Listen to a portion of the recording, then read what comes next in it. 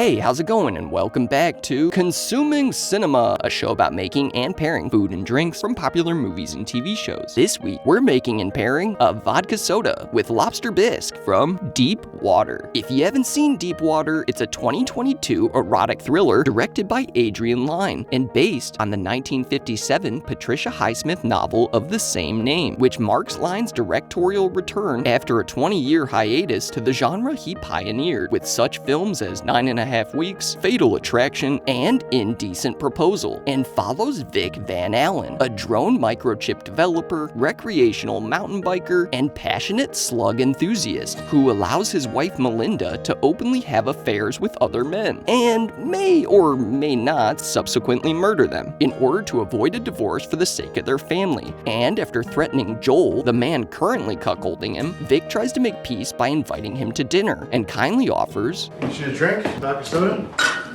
Make yourself at home. Have a seat." After which, Vic announces he's making a special meal. Making an old family recipe, lobster bisque.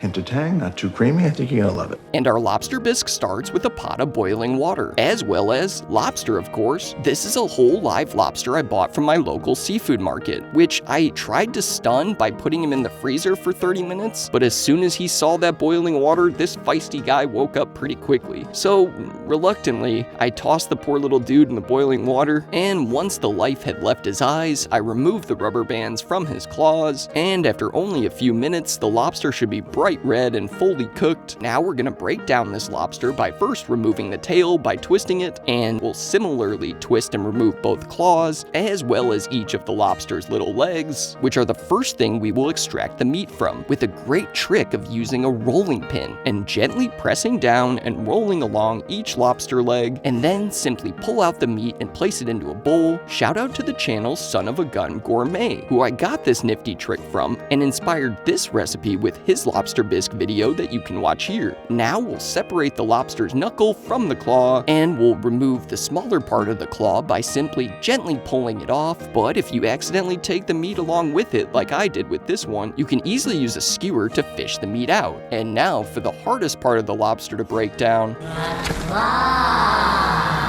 To remove the claw meat, you need to puncture the shell around this point, which I admittedly did rather poorly. But again, with the help of a skewer, I got the meat out okay, although not so much with my second claw. The claw is our master. Now, to remove the knuckle meat, we will use kitchen shears and cut along the length of the knuckle, and then we'll pull the shells back like so and fish out the meat, which I actually came to find is my favorite meat from the lobster. And finally, to remove the meat from the tail, we'll first remove the tail fin, and then we're just gonna cut along the bottom of the tail with our kitchen shears, and then pull out the tail meat like so. Then, once we have all of our meat, we're gonna just cover it and put it into the fridge until we're ready to plate our bisque. Next, with our reserved shells, we're going to make a stock. But before we do, I first roasted my shells in a 350-degree oven for around 10 minutes, which I was told would bring out more flavor in the shells. Although I do feel like maybe some of the shell's natural color was lost by putting them in the oven, so really you can go either way. Now into a large stock pot, we'll add a few tablespoons of butter, along with 1 yellow onion, chopped, as well as half a bulb of fennel, also chopped, in addition to 3 ribs of celery, roughly chopped, as well as 1 carrot, roughly chopped, and finally 4 cloves of garlic, also roughly chopped. Then we'll give this a quick stir before seasoning with some salt, as well as some freshly cracked pepper, and then we'll give that a quick stir. Now, before we put our shells in, I deglaze this pan with a bit of sherry, in this case, a medium Amontillado sherry. Then, once our veggies have sweated down a bit, we will then add some dried thyme, which we'll stir in addition to a tablespoon of flour. Then we'll stir that in before adding some tomato paste. I only used about 3 ounces, but you actually may be better off with 4, and allow that to cook down for a minute before then deglazing the pot with some more of that sherry, around a cup or so, as it will add some phenomenal flavor to your bisque. And after that cooks down, we will then add back in our reserved water, in which we first boiled our lobster, followed by the lobster shells, as well as all of those flavorful juices from the pan, and then we're just gonna cover this pot and allow it to come to a boil, after which we'll give it a stir before then reducing the heat to a simmer and allowing this stock to reduce for a couple hours or so. Then, after the stock has reduced, we're then going to blend this all up in a blender. That's right, all of it. Everything. shells and all. Believe it or not, this is actually the authentic way of doing this, as traditional lobster bisque was originally not conceived as a fancy food, but was made up with whatever scraps and leftover shells were available in the kitchen. Fuck.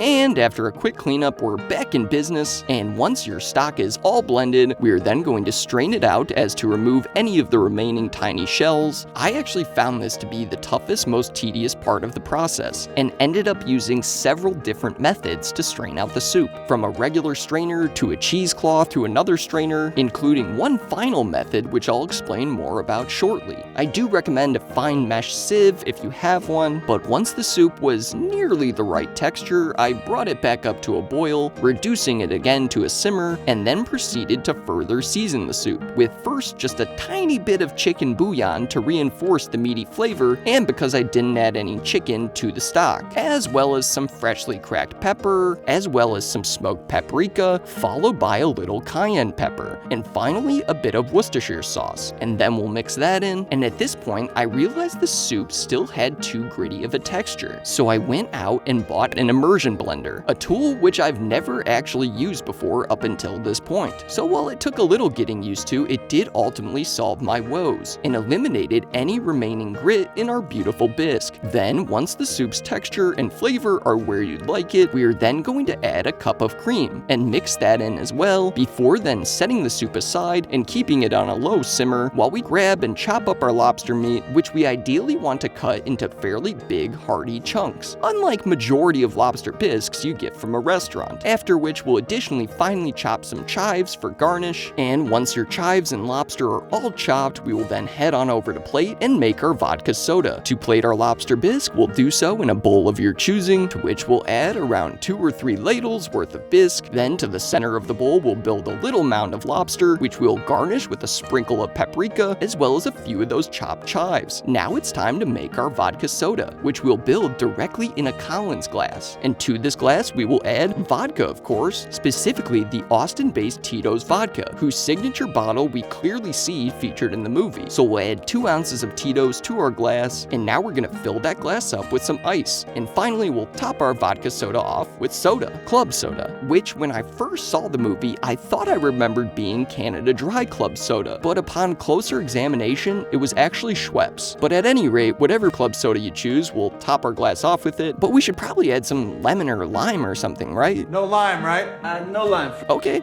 fine, no lime it is. And at long last, our lobster bisque with vodka soda is finally done. Now there's nothing left to do but... I'm actually allergic to shellfish. What? Yeah, I can't eat it. Any shellfish? No. Okay, guess we'll file that under... Things that could have been brought to my attention yesterday! Alright, well then, let's pivot. Why don't we make some escargot or something? You know, because of the snails? No, the snails aren't for eating. Oh, come on, man. You can't spare a few snails? Snails are not for eating. Okay, alright, no snails. Sheesh. Alright, we'll just make a grilled cheese like Vic does in the movie. And to make our grilled cheese, we'll need cheese, of course. I'm using a mix of Swiss and Havarti. We're also going to need 2 slices of bread. I'm using sourdough, and we want to butter one side of each slice. In my case, I'm using ghee, which is clarified butter. But before we add our cheese, I'm first going to add some Dijon mustard, which we'll smear on the opposite side of each slice. Now we will add our cheese in whichever way you want to layer it. Then we're going to add a tablespoon or 2 of butter to our pan, and on medium to medium high heat, we will cook our grilled cheese, pressing it down occasionally to get a nice crispy crust, flipping it to make sure both sides are cooked evenly, and once our grilled cheese is all done, we can now finally taste test. And you know, I might as well take a bite of this beautiful ooey gooey grilled cheese. And wow, Melinda was not kidding. That grilled cheese is really amazing. Oh my God. Right? This is amazing. And we obviously have to try this lobster bisque that we put so much time and effort into. And It is absolutely phenomenal. Silky, smooth, just the right bit creamy, and just as Vic asserts, with a hint of tang. Now for the all-important dunk test. We have to see how the grilled cheese and bisque taste together. And this right here is truly a perfect bite. Both of these dishes in their French roots are equal parts rich whilst still being perfectly balanced. With the bisque, the light, delicate lobster and deep, flavorful broth cuts through the richness of the butter and the cream. Similarly, the addition of the Dijon to the grilled cheese balances out that dish. Both components here are really reflective of everything wonderful about French cuisine. But how does our lobster bisque and grilled cheese pair with a vodka soda? Well, to be honest, I actually think this could be a good pairing. The idea of a simple, light, refreshing, crisp beverage makes a ton of sense to complement this heavy grilled cheese and lobster bisque. That said, I'm just really not a fan of Tito's vodka. It isn't very smooth and has far too ethanol-y of a taste for my liking. Even with the addition of some lemon, the Tito's is still not my cup of tea, or Tito's. But maybe if we used a different vodka, I might like this pairing better. Now, Bailey thought I was being a little too rude to Tito's here, but in my eyes, I'm not being rude. I made lobster bisque. So into another Collins glass with ice, let's make another vodka soda. But this time we'll be using my personal favorite brand of vodka, Pau Maui vodka from Hawaii, which is naturally gluten-free and is distilled from pineapples, with each bottle containing roughly 1 pineapple. So we'll add 2 ounces of our Pau Maui vodka to our glass and top it off with the club soda and give it a sip. And even without any citrus, this easily surmounts the Tito's vodka soda. The Pau is so smooth, and it has the most ever so subtle pineapple and citrus notes that make for a lovely vodka soda. Now, my intention here is not to bash Tito's vodka or to promote a brand like Pau, as they are not a sponsor. Although Pau, if you are interested in becoming a sponsor, please do reach out. Investors?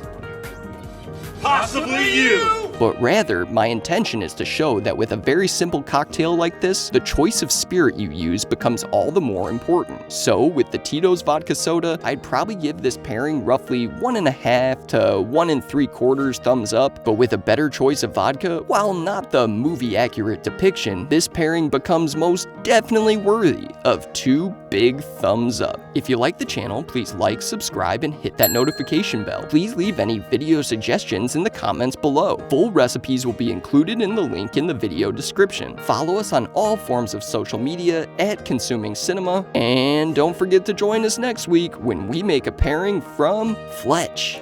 And as always, thank you for watching.